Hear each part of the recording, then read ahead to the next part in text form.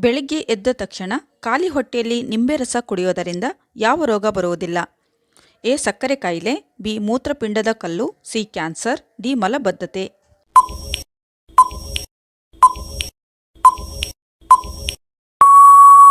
ಸರಿಯಾದಂಥ ಉತ್ತರ ಮೇಲಿನ ಎಲ್ಲವೂ. ಕುಕ್ಕರಲ್ಲಿ ಬೇಯಿಸಿದ ಅನ್ನವನ್ನು ತಿನ್ನುವುದರಿಂದ ಏನಾಗುತ್ತದೆ? ಎ. Cancer, B. ಹೃದಯ ರೋಗ, ಸಿ. ಮಧುಮೇಹ, ಡಿ. ಕಿಡ್ನಿ ಸಮಸ್ಯೆ.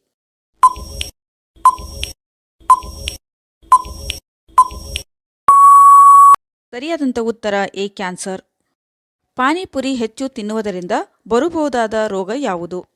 ಎ. ಲಿವರ್ ಸಮಸ್ಯೆ, ಬಿ. ಅಲ್ಸರ್ ಸಮಸ್ಯೆ, ಸಿ. Asthma, D. ಕಿಡ್ನಿ ಸಮಸ್ಯೆ.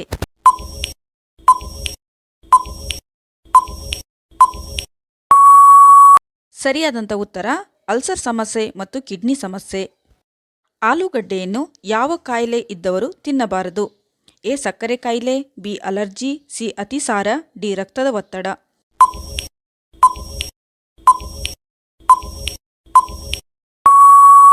ಸರಿಯಾದಂಥ ಉತ್ತರ ಎ. ಸಕ್ಕರೆ ಕಾಯಿಲೆ. ವಿಟಮಿನ್ ಸಿ ಇದು ಯಾವ ರುಚಿಗೆ ಕಾರಣವಾಗುತ್ತದೆ? ಎ. ಉಪ್ಪು, ಬಿ. ಹುಳಿ, ಸಿ. ಸಿಹಿ, ಡಿ. ಕಹಿ.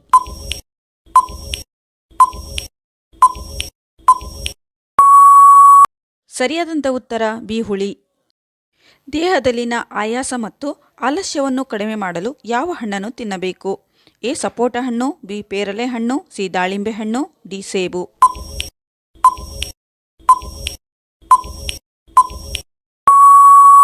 ಸರಿಯಾದಂಥ ಉತ್ತರ ಸಿ. ದಾಳಿಂಬೆ ಹಣ್ಣು. ಯಾವ ತರಕಾರಿ ಮಧುಮೇಹವನ್ನು ಕಡಿಮೆ ಮಾಡುತ್ತದೆ? ಎ. ಎಲೆಕೋಸು, ಬಿ. ಬದನೆಕಾಯಿ, ಸಿ. Tomato, D. ಆಲೂಗಡ್ಡೆ.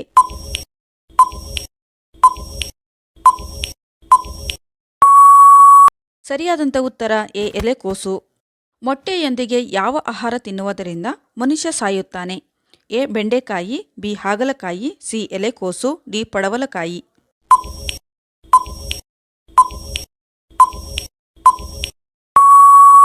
ಸರಿಯಾದಂಥ ಉತ್ತರ ಡಿ. ಪಡವಲಕಾಯಿ. ಯಾವ ಹಸಿ ತರಕಾರಿ ತಿನ್ನುವುದರಿಂದ ಕೂದಲು ಉದುರುವುದು ನಿಲ್ಲುತ್ತದೆ? ಎ. ಹಾಗಲಕಾಯಿ, ಬಿ. ಪಪ್ಪಾಯಿ, ಸಿ. ಎಲೆಕೋಸು, ಡಿ. ಕ್ಯಾರೆಟ್.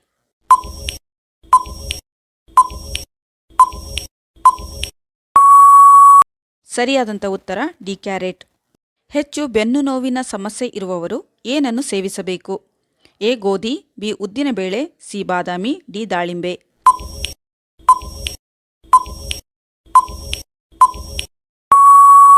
ಸರಿಯಾದಂಥ ಉತ್ತರ ಬಿ. ಉದ್ದಿನಬೇಳೆ. ಪ್ರತಿದಿನ ಉಪ್ಪಿನಕಾಯಿ ತಿನ್ನುವುದರಿಂದ ಯಾವ ರೋಗ ಬರುತ್ತದೆ? ಎ. ಲಿವರ್ ಸಮಸ್ಯೆ, ಬಿ. ಕರುಳಿನ ಅಲ್ಸರ್, ಸಿ. ರಕ್ತದ ಒತ್ತಡ, ಡಿ. ಅಸಿಡಿಟಿ.